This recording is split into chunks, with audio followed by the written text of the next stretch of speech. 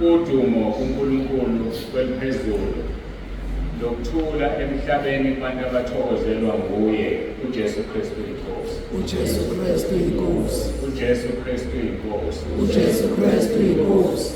Ngiyacela niyibambe iy'ngane zingayaluzi ngoba usathane usebenzisa iy'ngane kuphazamisa abantu ukulalela kwabo. Lelo cala likumzali wengane.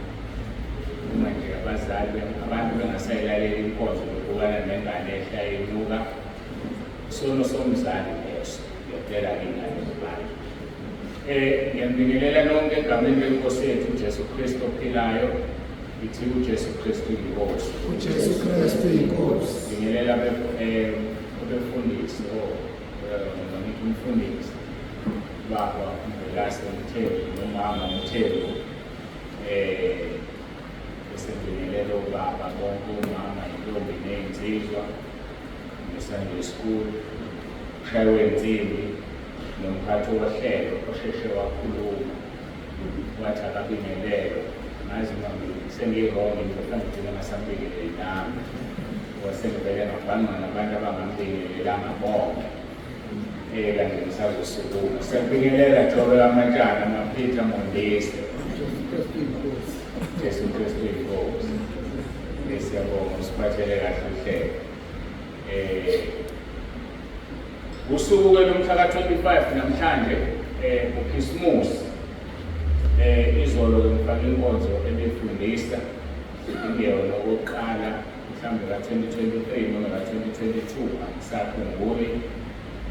Ngenxa yokuthi abazalwane bahlukene phakathi, khona abathi hhayi usuku lukaSathane lolu, usuku lwabantu abangakholwa lolu, abanye-ke bethi usuku lwabakholwayo. Inkinga ekhona ukungakhanyiseleki ukuthi uJesu wasikhipha esabatheni ngoba inkosi yesabatha. Asisakhonzi ngomgqibelo kuphela, sikhonza noma ngaluphi usuku. Ingakho ekhaya lezi siney'nkonzo everyday. Manje masohlala phansi ngoKhisimusi ekugcineni kwakho konke kodwa inkonzo ekhaya lezi siyayifuna. Kunamuphi umqondo lowo? Akuphusile. Kodwa-ke ngeke sisho lutho-ke kwabathanda ukuhlala emakhaya vele akekho phoqile ngoba into emnandi ngokukholwa. Yazi into emnandi ngokukholwa yile ukuthi uzikholelwa wena wedwa, uyongena wedwa ezulwini, ubuzwe wedwa ubumnandi bezulu, uyongena wedwa esiphokweni, ubuzwe wedwa ubuhlungu besiphoko. Manje indaba yokunakana nomunye umuntu ukuthi wenzani akusenzeli lutho. Okusemqoka nje yenza lokhu wena uNkulunkulu Baba, uNkulunkulu Indodana ehlezi kuwe ngomoya ongcwele abathi kwenza. Ma unenkinga-ke bengekho kuwe, angazi ngizozinto ey'sho abantu sidinga ufikile.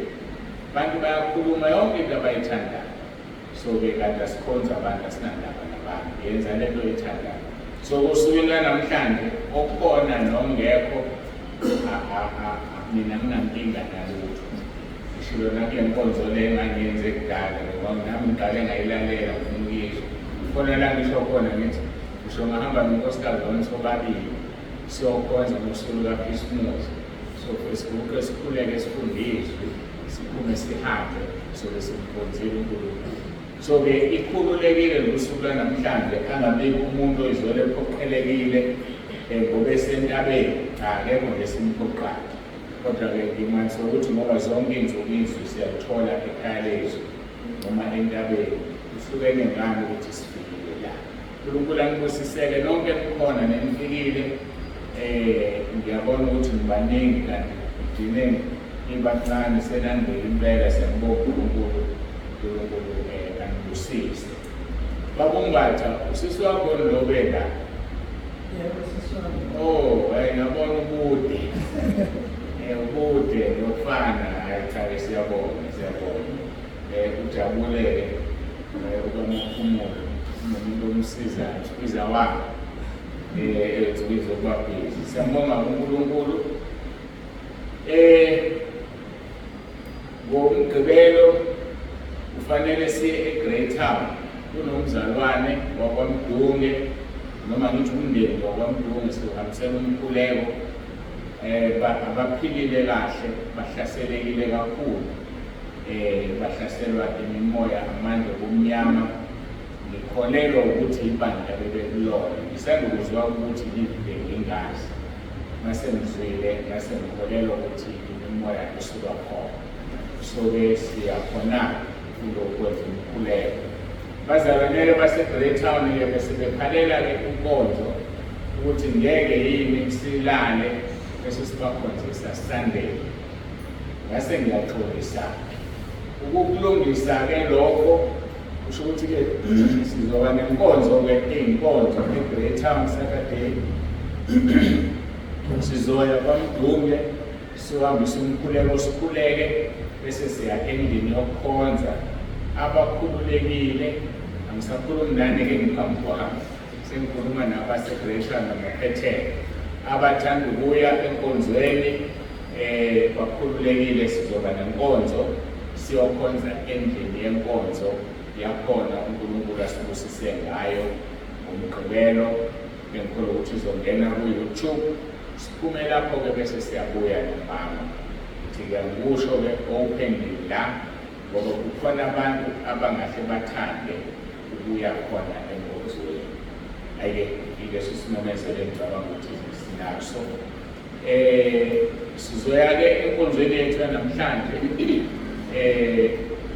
Ngizama ukulibalekela ilanga lokusuku igama lokuthi inkonzo kaKhisimusi. Khona bezoaccommodateka nalabo abawuzondayo uKhisimusi. Sithi inkonzo yomhla ka-25.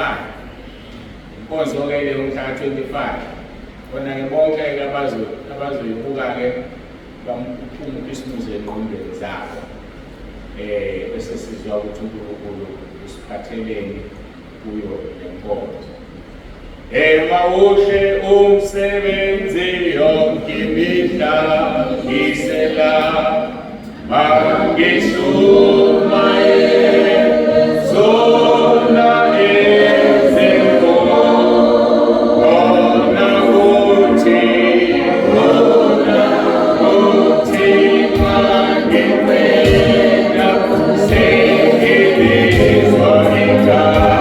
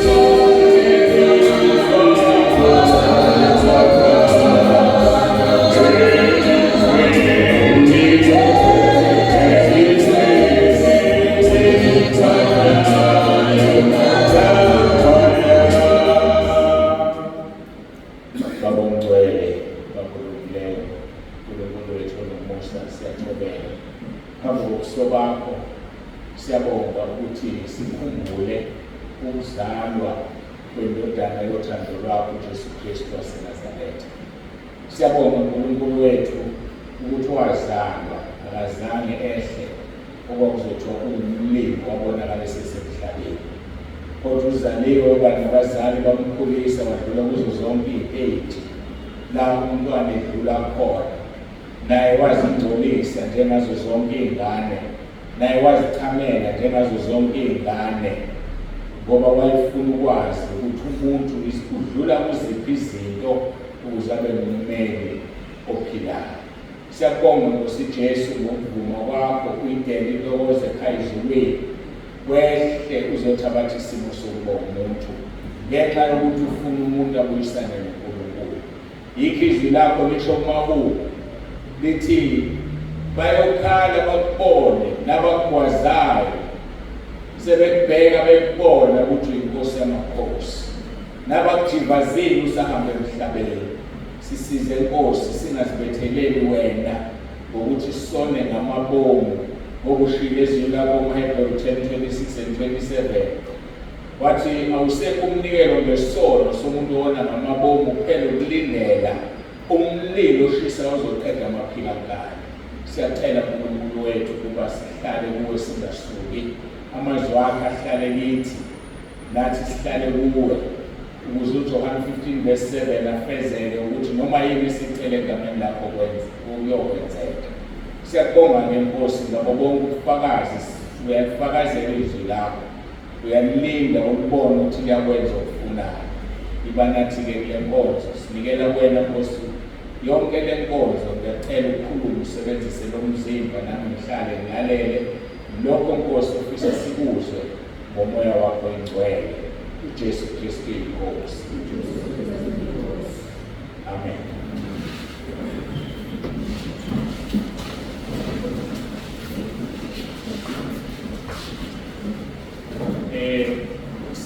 Netheme-ke engajwayelekile, itheme yanamhlanje ithi Emmanuel. Siphelele. Itheme nje ithi Emmanuel. Sivuleka amabhayibheli ethu Isaiah chapter 7 verse 14. U-Isaiah umprofethi isahluko sesikhombisa ivesi le-14. Isaiah chapter 7 verse 14. Kufundeka-ke kanje: ngalokho inkosi uqobo iyakunika isibonakaliso. Bheka, intombi yakhulelwa izale indodana, ibize igama layo ngokuthi Emmanuel. Iyona itheme yethu-ke, Emmanuel. Itheme engajwayelekile ukuthi beyigama, kodwa lizoba igama namhlanje ngoba kufanele siliqonde silazele igama lisho ukuthini bese siyaliphila. Ngoba uma singaliphili leli gama sinecala phambi kaNkulunkulu, ngeke siwubone umbuso wezulu. Uma leli gama singaliphili, leli-ke liyaphilwa. Elayo lengane ezozalwa yintombi noma ezelwe yintombi, kodwa silisebenzisi ngokumbiza ngalo, liyaphilwa. Asibukeke uMathewu chapter 1 verse 21 kuya 23. Ingelosi ixoxa noJosefa. Ithi-ke kuJosefa, uza kuzala indodana uyiqambe igama lokuthi uJesu, ngokuba nguye oyakusindisa abantu bakhe ezoneni zabo. Verse 22. Lokhu konke kwenzeka kuba kugcwaliseke okwakhulunywa inkosi ngomprofethi u-Isaiah chapter 7 verse 14 ukuthi, bheka, intombi yakhulelwa izale indodana, bayakuyiqamba igama lokuthi u-Emmanuel, okungukuthi ngokukhonyushwa uNkulunkulu nathi. Kusho ukuthi itheme yethu-ke masiyihumusha sithi uNkulunkulu nathi, God with us. Lisho njalo lesilungu, God with us. uNkulunkulu nathi, yona theme ngeleyo. Khona umahluko-ke siwutholayo la phakathi kaverse 14 ka-Isaiah 7 noverse 23 kaMathewu 1. Wona-ke lokufuna sikhulume ngawo bese siya-understand. Kukhulunywa ngokuthi u-Isaiah 14 igama likaJesu lizoba Emmanuel. uMathewu 22 no 23 isho kahle 21, 22, 23 kuthiwa igama likaJesu Josefa uzomqamba umbizo ngokuthi uJesu, bese kuvele elinye lokuthi uEmmanuel. Leli singalisebenzisi, angazi umkhona noma umuzwe okhuluma khipha amadimoni ethi ngegama likaEmmanuel amadimoni phuma, noma ungayithandaza siyathandaza Emmanuel sicela u-1, 2 no-3. Angisho ukuthi afanele kwenzeke, kungenzeka kodwa kujwayelekile uma kwenzeka. Khona umahluko kodala leyo nto kufuneka siwubone la, yikho impilo yethu ithi Emmanuel uNkulunkulu nathi. Icaca kahle indaba kaEmmanuel umisikhulunywa ingelosi kuMateyu. Ithi ingelosi ulaleleke lo ngoma kumgogodla wenkomo. Wena Josefa uzakuzala indodana uyiqambe. Bese ithi ku-23 nabantu bazoyinika elabo igama lengane, bayakuyiqamba igama lokuthi uEmmanuel. Nakho la kuhlukana khona. Onke lamagama vele ezulwini, kodwa kukhonela abantu livele ezulwini, kukhona elikayise nonina livele ezulwini, kodwa wonke lamagama kaJesu. Ake ngipindeke manje sizobona umahluko. Sibheke verse 14 ka-chapter 7 ka-Isaya. Ngalokho inkosi uqobo iyakunika isibonakaliso. Bheka, intombi yakukhulela izale indodana, ibize igama layo ngokuthi Emmanuel. Makuvela la ku-Isaya intombi ezobiza indodana ngokuthi Emmanuel. Kudala-ke amagama ayeqanjwa obaba kuphela, alikho igama likamama. Noma ngabe likhona alithumi, kufanele lithume igama likababa, ilona elisemqoka. So-ke uthi-ke la umprofethi, bheka intombi yakukhulela izale indodana, ibize igama layo ngokuthi Emmanuel. Kodwa kuMateyu 1 verse 21-23 ingelosi ixoxa noJosefa ithi, wena Josefa uzakuzala indodana, uyiqambe igama lokuthi uJesu ngokuba nguye oyakusindisa abantu bakhe ezonweni zabo. So-ke manje obesizozala indodana, sekukhulunywa noJosefa onelungelo lokuqamba ingane ukuthi yena uzoyibiza ngokuthi uJesu, ukuba nguye oyakusindisa abantu ezonweni zabo. Athi ku-verse 23, bheka intombi yakukhulela izale indodana, bayakuyiqamba obani na? ElesiNgisi lize lithi they. Bayakuyiqamba igama lokuthi Emmanuel, okungukuthi ngokuqunishwa uNkulunkulu nathi. So igama labantu uEmmanuel, igama labazali uJesu.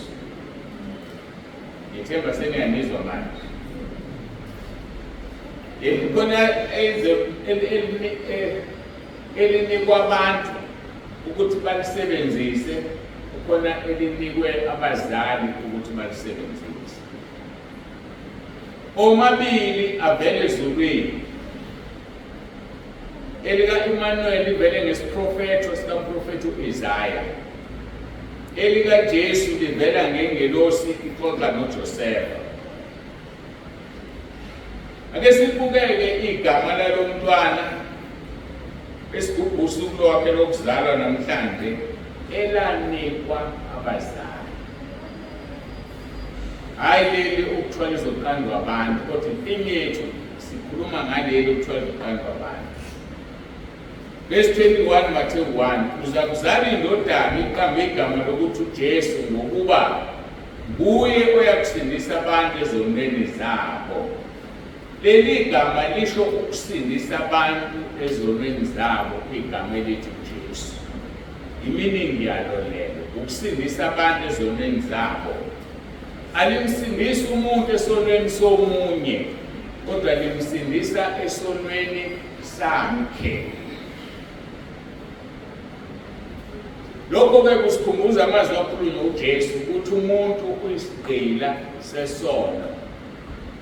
ukuthi angihedeke ngithi sakhe, ngoba kusemqoka-ke manje la, ngoba leli gama lisindisa umuntu esonweni sakhe, okungukuthi umuntu uba isigqila sesono sakhe, hhayi somunye umuntu. Ningadudana nenze into eyodwa, nihambe nobe kumbili emasimini ningabafana, noma-ke ningamantombazane nithunywe abazali kulanjwa la ekhaya, kodwa iqiniso lilodwa lithi nihambeni baningi kodwa isono sakho, ngoba nawe uvuka ukhumbila nomunye isono nesakhe.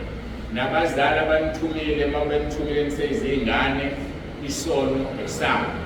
Ngoba iyenzeka leyo nto, kunabantu abakhule behlupheka ngendlela ebuhlungu.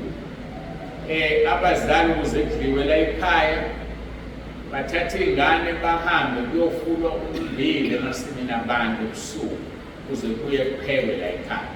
Emini lomndeni kulelwe, abalalanga ebusuku beyontshontsha.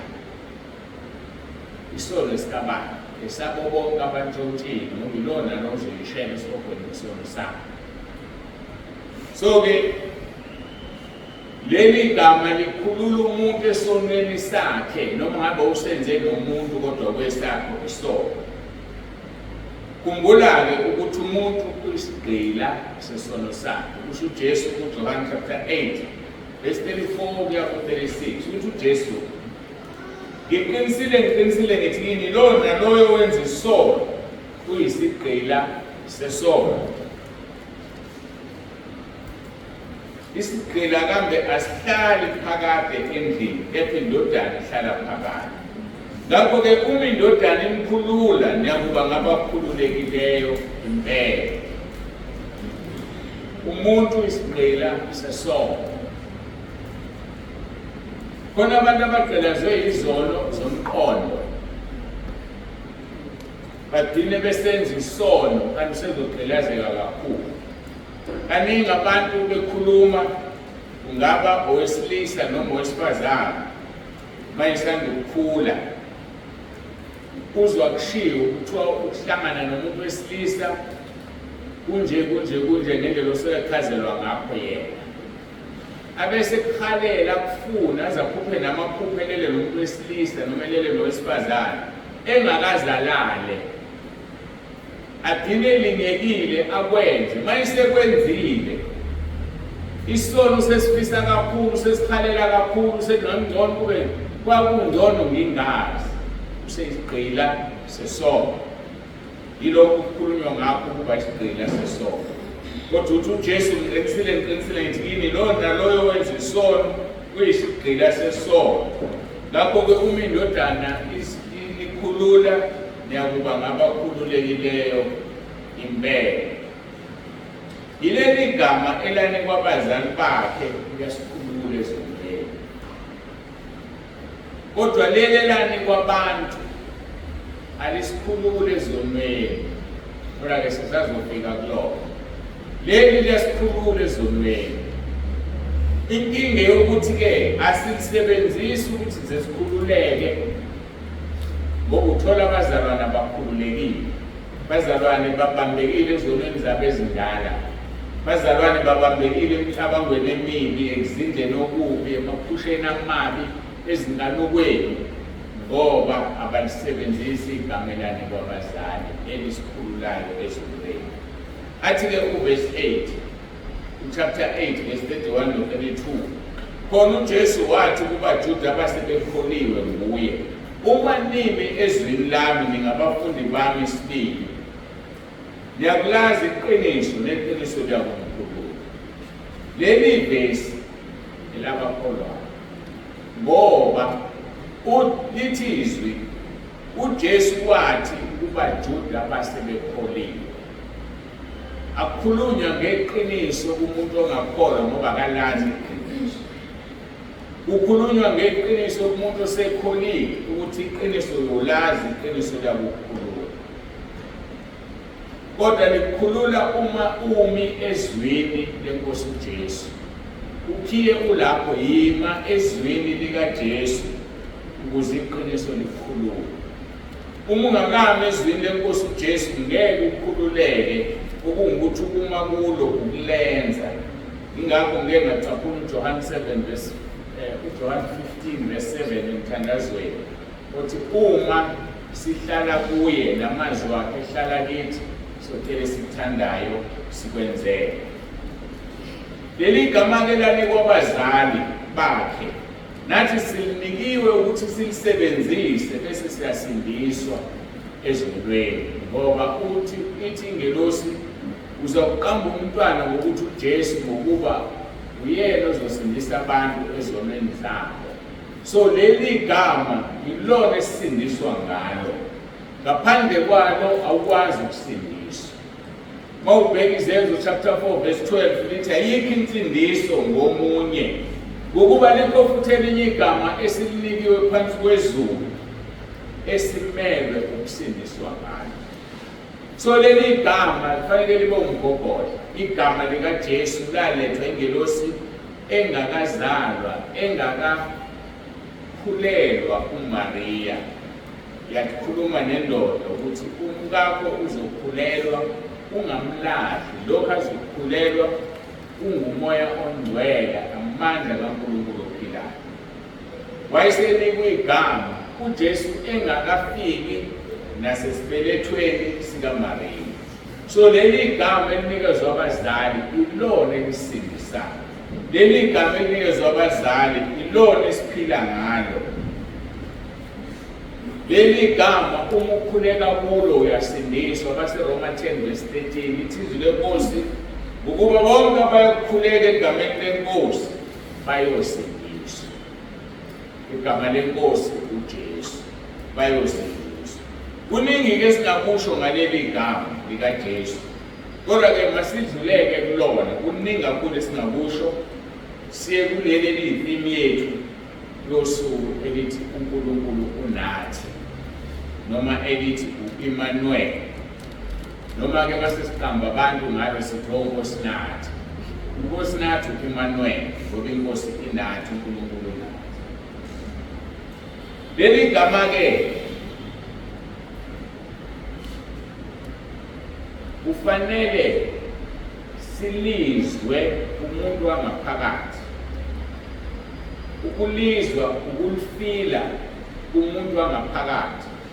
Leli gama silisebenzisi ngomlomo, silibizi siyalifila. Kufanele uzizwele ukuthi uNkulunkulu unawe.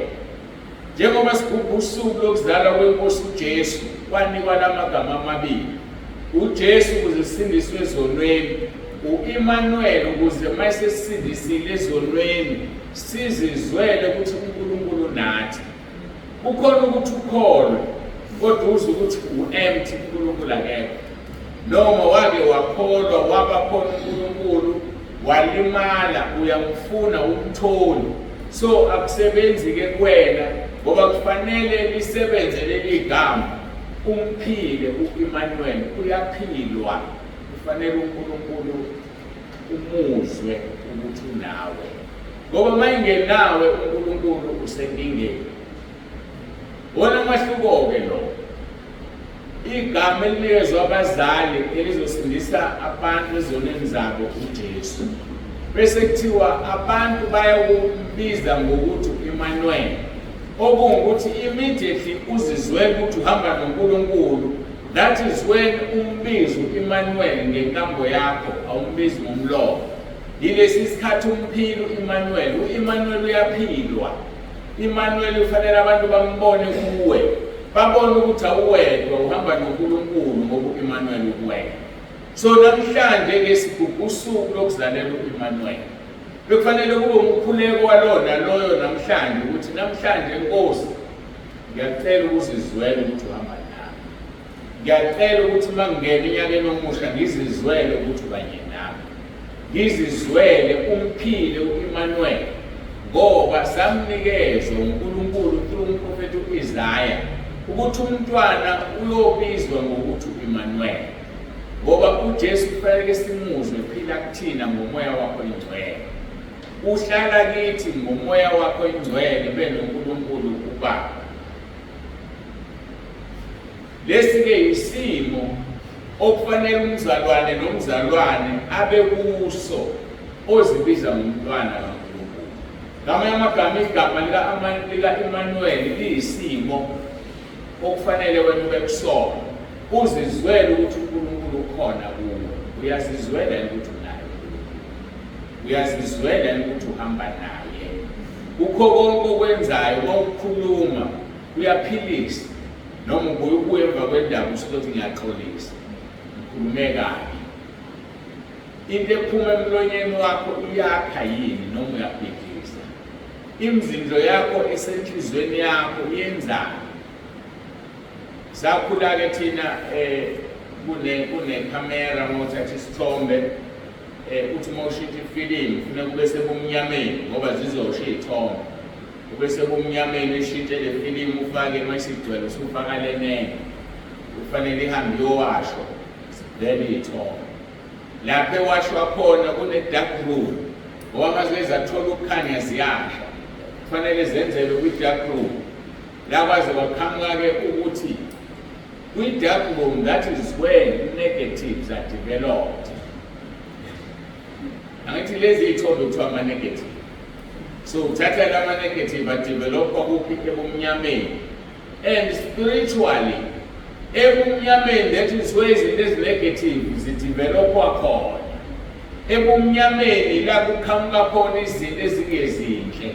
Kukuphi ebumnyameni? Emzindlweni yakho, emcabangweni yakho. Uqaphele umcabango wakho ngoba into oyicabangayo udinga usuyikhuluma ngomlomo.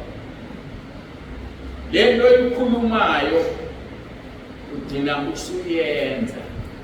Le nto oyenzayo bese uyayijwayela. Ma usuyijwayele iyakha i-destination yakho. Ibiqale yaphekwa kuphi? Kuma-negatives engqondweni nakumnyama khona. So ingakho-ke imizindlo emibi ingafuneki iyisoka, iyavunywa imizindlo emibi ngoba wonile uma uzinda kabi ngoba kudevelopha izinto eziphambene nentando kaNkulunkulu. Kuvela izinto uNkulunkulu angangazifuni. Ila ingena khona ku-Emmanuel la kufanele ube noJesu uthi inkosi inami ngoba ngisenayo imizindlo emibi. Inkosi nami ngoba kusadevelopheka izinto ezimbi kweyami ingqondo kodwa sekuvela izinto zasezulwini.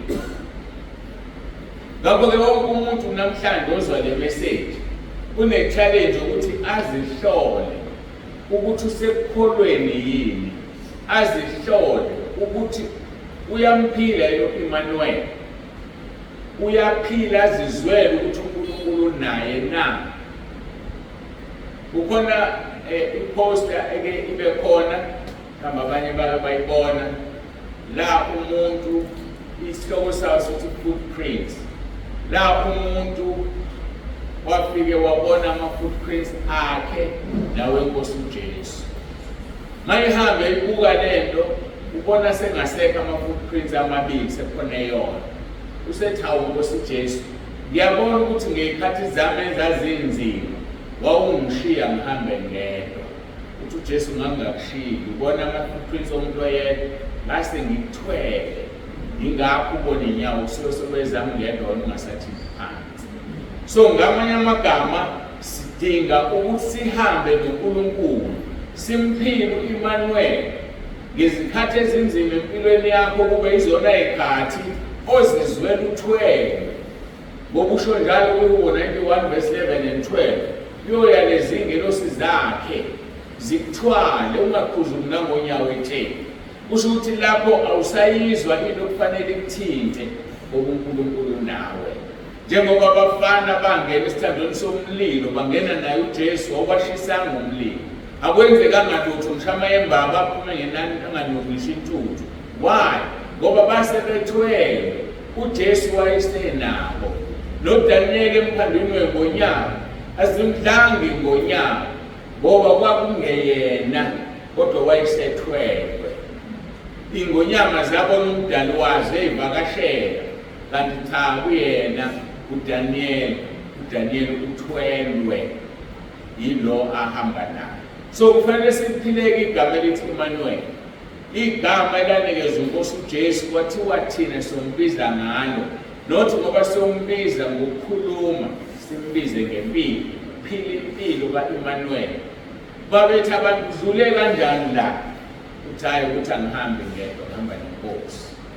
Baze bacule iculo elithi ulwandle lwababona ukuthi abahambi bodwa labavulela badlula. Yileyo nto-ke yokuhamba noNkulunkulu. Athi uMose, ungahambi nathi ngeke sihambe. So siyamdinga uNkulunkulu, siyamdinga uJesu, bahlala kithi ngomoya ongcwele. So umoya ongcwele-ke ngihlale ngisho ukuthi akahlala kunesono khona. So ukuze uyizwe lento, uzizwele ukuthi uyamphila uEmmanuel, kufanele uphile impilo engcwele, uthembeke endleleni yakho.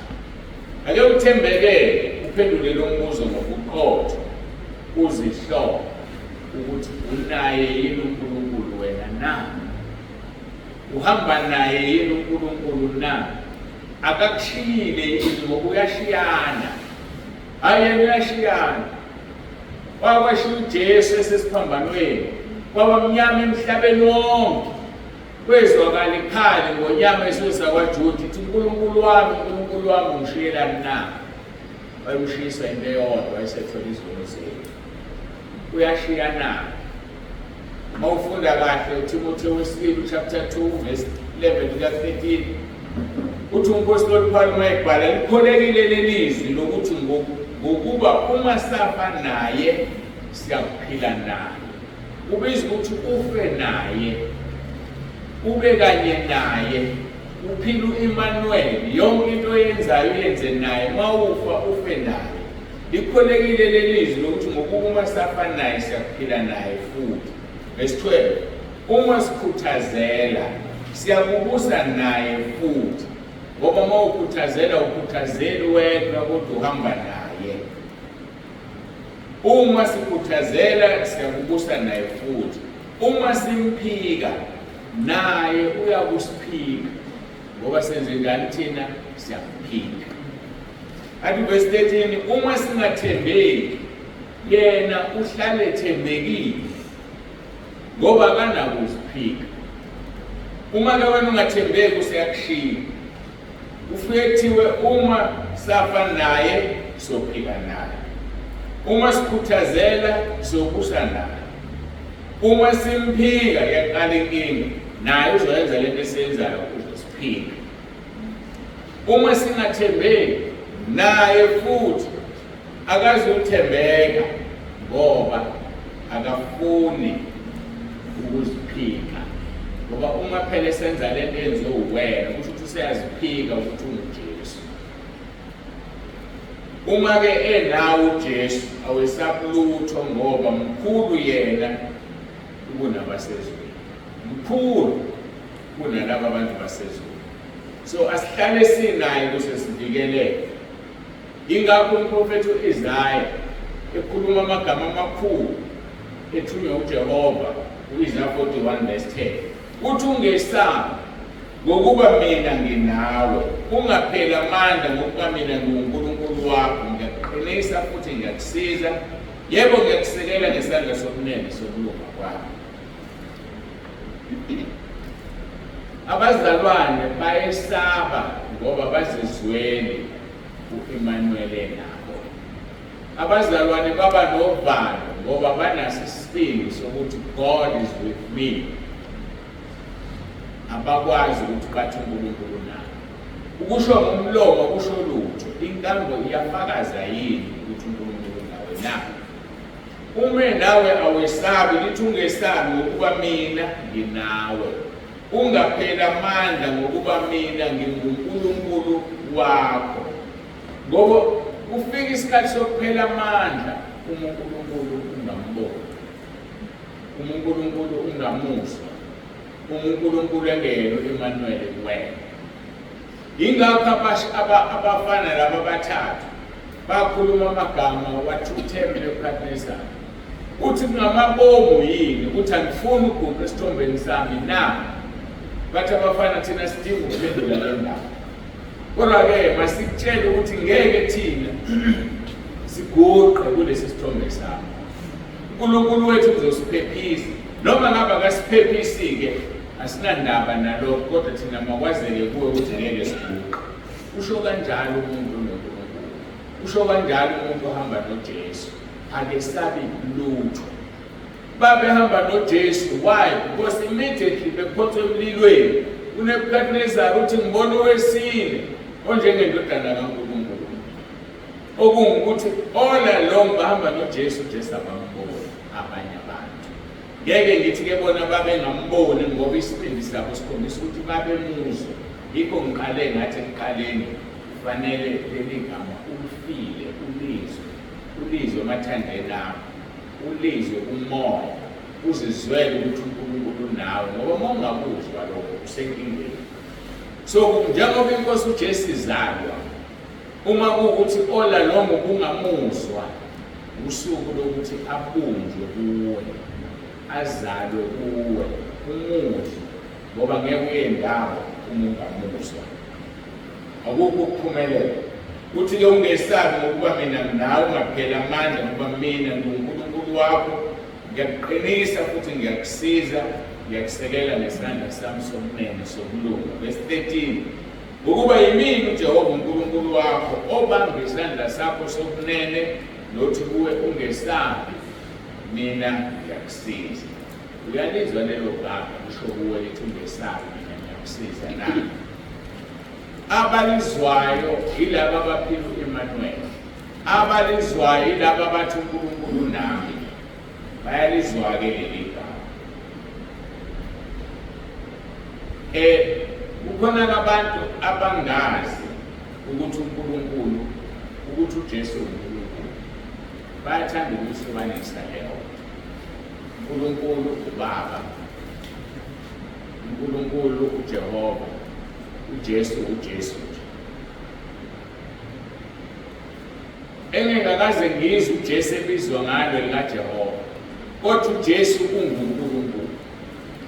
Kusezwini lenkosi lo, uJesu unguNkulunkulu. Emagameni akhe ngesikhathi ebikezela ukuthi uyeza elinye lamagama elithi unguNkulunkulu namandla, uJesu. So uma uthandaza ukuthi uNkulunkulu this and that, ukhuluma noJesu, ukhuluma noBaba wakhe, balisherisha lelo gama nabo bobabili. Mawufunda uIsaya 9 verse 6 no 7, uthi ngokuba sizalelwe umntwana, siphiwe indodana, umbuso uyakuba semahlombe akhe, negama lakhe liyakuthiwa umluleki omangalisayo, uNkulunkulu onamandla, uyise ongunaphakade, inkosi yokuthula. Azabizwe ngokuthi uyise kabani? Uyise wakhe. So makhulunywa ngoNkulunkulu Baba kusuke kusakhulunywa ngoJesu, noma kukhulunywa ngoJehova Sebawo, bayawashirisha leli gama likaNkulunkulu. Inkinga-ke abahumushayo-ke babe bahumushe-ke ukuthanda kwabo. NgesiZulu kuthiwa umeluleki omangalisayo, kanti ngesiNgisi ahlukene lawo magama. NgesiNgisi kuthiwa for unto us a child is born, unto us a son is given, and the government will be upon his shoulders, and his name will be called Wonderful, Counselor, lento lapha ngeke uvele kwathiwa umluleki omangalisayo. Kanti umluleki uhamba yedwa, igama lakhe ukuthi ungomangalisayo. Wamangalisa abafundi kuMark chapter 4 verse 41.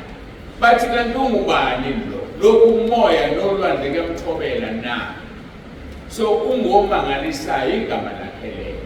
Kodwa ke ezulwini bakuhlanganisileke bathi umluleki omangalisayo. Igama elilodwa ukuthi umluleki, igama elilodwa ukuthi omangalisayo, ngoba in English kuthiwa his name will be called Wonderful. There is a comma there. Counselor, another comma. Mighty God, another comma. Everlasting Father, another comma. Prince of Peace. Amagama akhe onke la. uNkulunkulu namandla, Mighty God, igama lakhe lelo.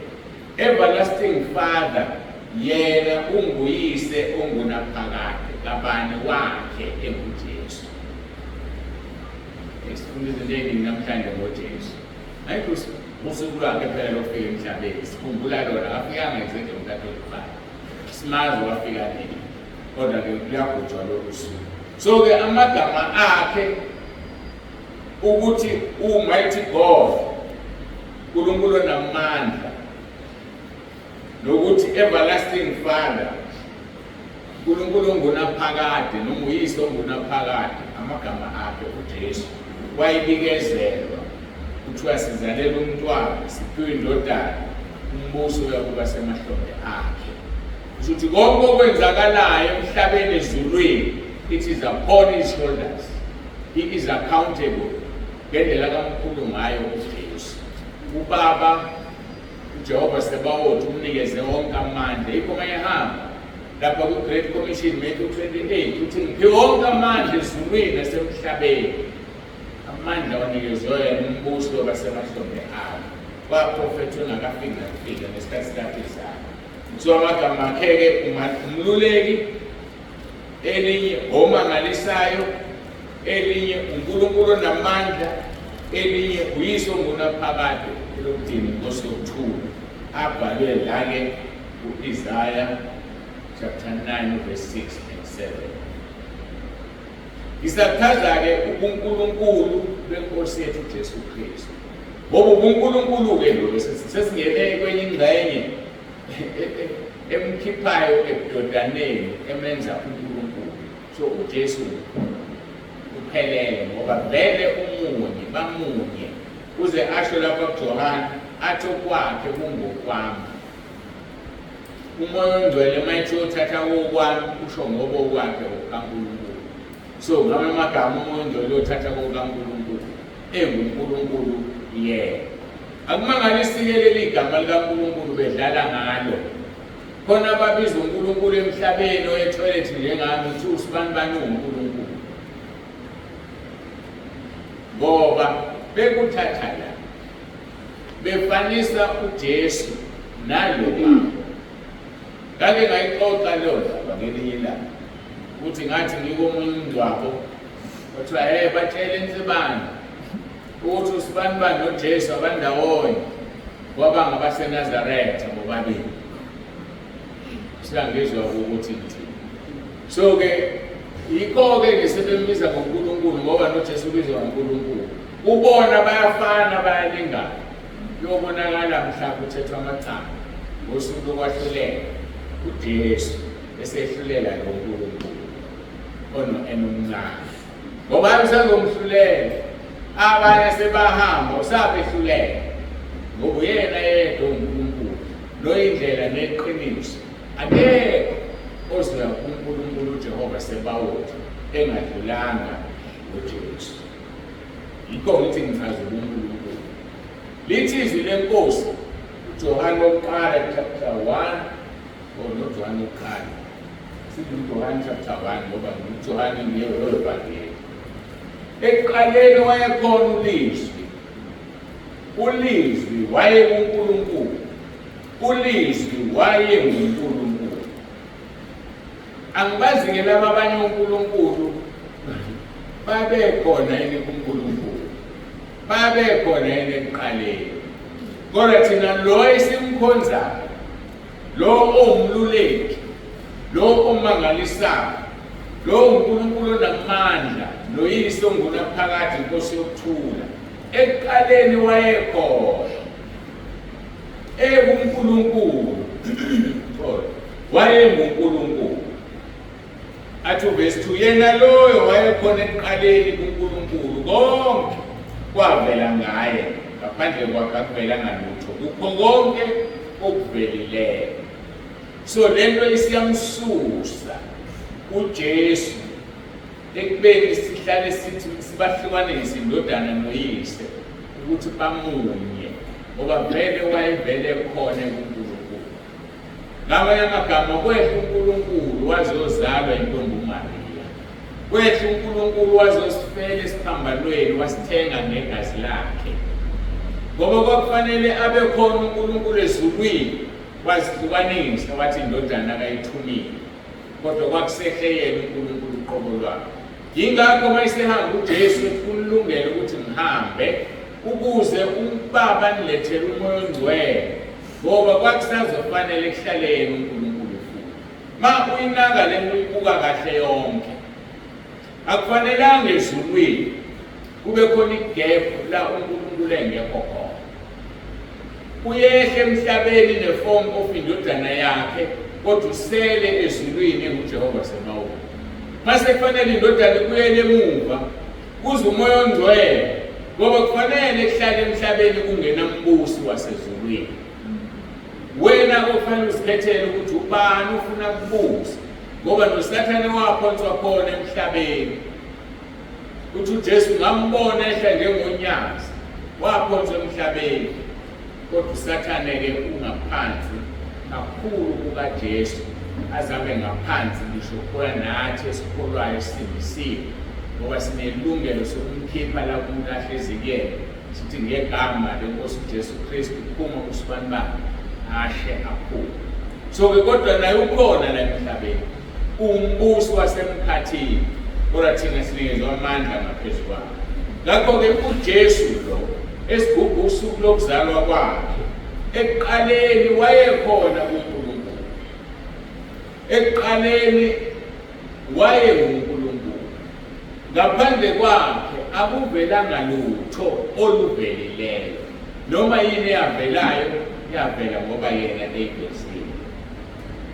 Ukuze-ke usho ngesibili uthi Emmanuel usho ngempilo yakho kumele ukuthi ube nomoya ongcwele. Mawungenayo umoya ongcwele akanawe uNkulunkulu. Ukuhlala kumuntu ngomoya wakhe ongcwele. Ngokufunda uVerse John chapter 3 uverse 24 uthi odinga imiyalo yakhe uhlala kuye naye uqobo uhlala kuye. Siyazi ngalokho ukuthi uhlala kithi ngaye umoya asinike yena. So uNkulunkulu kumuntu uhlala ngomoya ongcwele. uJesu umuntu uhlala ngomoya ongcwele. Mawunomoya ongcwele impilo yakho ithi Emmanuel, uNkulunkulu nathi, God with us. Ngoba ikhe into angahlala ngayo kithi. Ingakho-ke lokho kudlule sikhulumile ukuthi akanika umoya ngokulinganisela. Futhi uma phela bengasidedela umoya wakho ongcwele umuntu uphelele umzimba ngeke ukwazi ukuphatha umoya ongcwele ngokuyinyama. Sinikezwa lo Kristanyana ukuthi sikwazi ukuphila simkhonze ngoba asikwazi ukugcina umoya ongcwele ophelele kithina. Ngoba ngeke sikwazi mawudinga umoya ongcwele ophelele kuwe ukuthi uJehova Sebawothi nendodana yakhe uJesu Kristu baphelele kuwe. Mabepheleleke kuwe hayi uzoba inkinga yomuntu. So ngoba nenkosi uJesu lithi izwi lenkosi wehla ngomoya ongcwele wangama uMaria esebuyele emuva hamba ngomoya ongcwele. Umoya ongcwele wamvusa ethuneni. So ke sinikezwe leso silinganiso ngoba sisenyameni. 1 John chapter 4 verse 13 lithi ngalokho siyazi ukuthi sihlala kuye naye kithi ngokuba usiphile okukamoya ongcwele.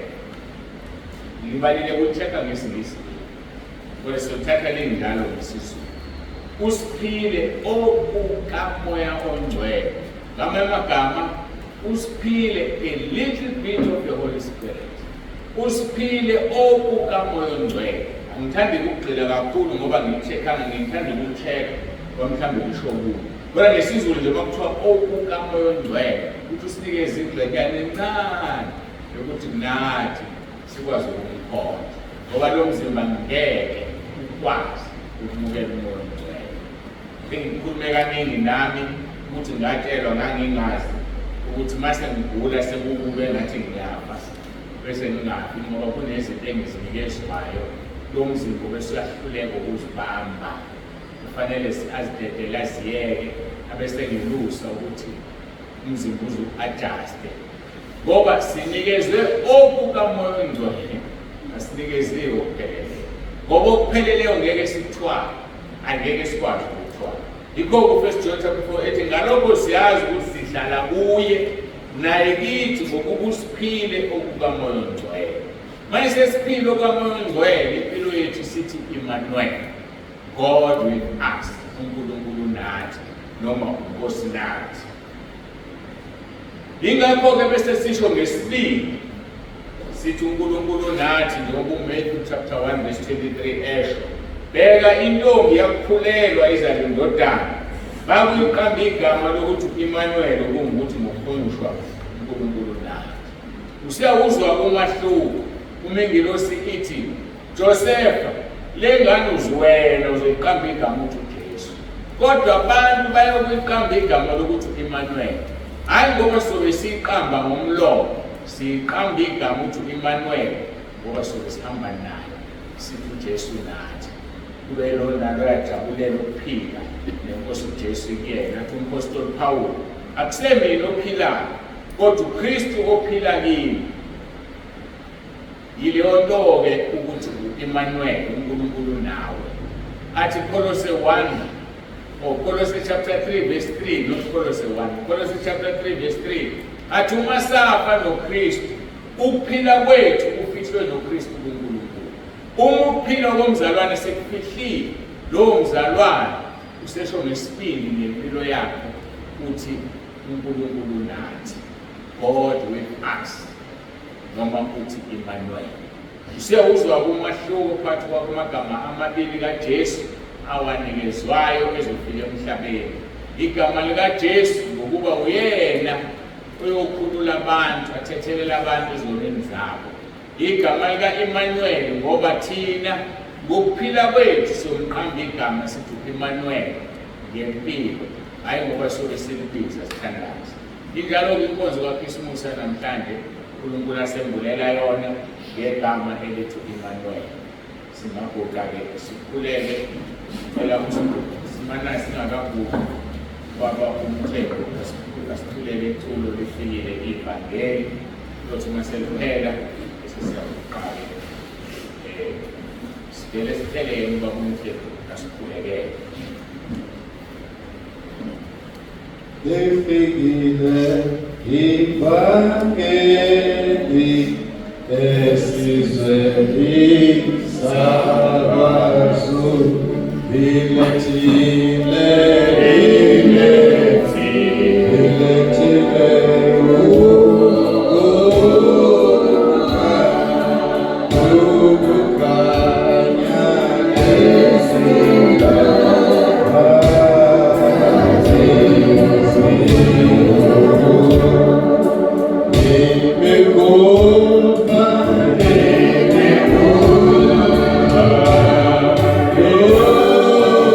Oh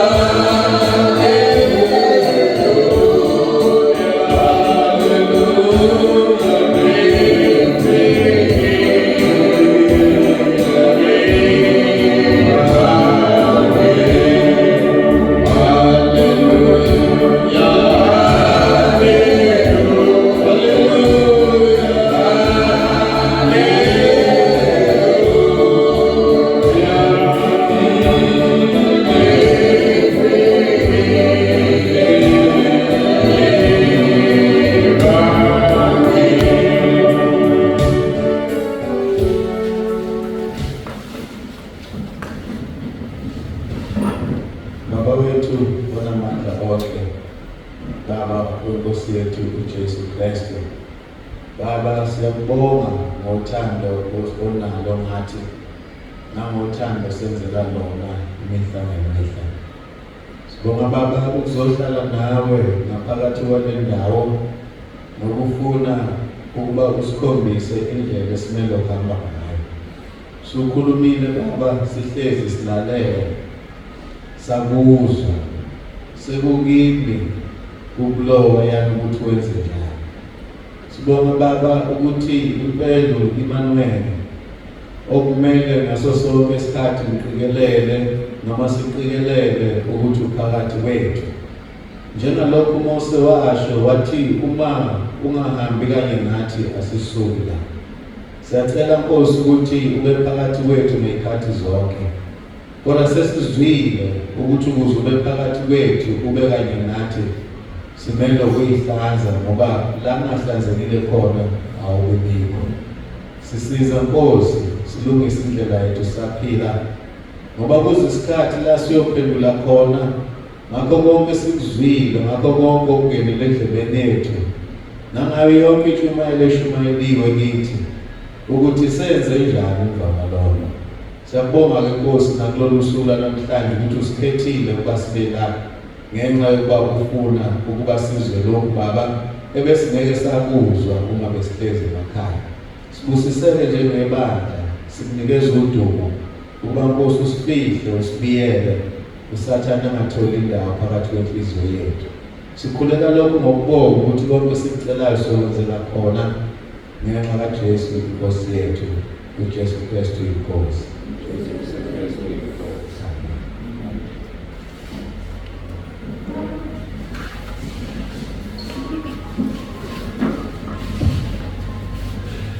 Siyambonga-ke uNkulunkulu, sizobuyisela-ke umphathi wohlelo. Sizobuyisela umphathi wohlelo. Siwanele isikhathi sizoqala ithuba siqedile ukubuza. Lapho la ngikhona sifuna ukuphazamisa. Hlelo lwakho lihambe ngendlela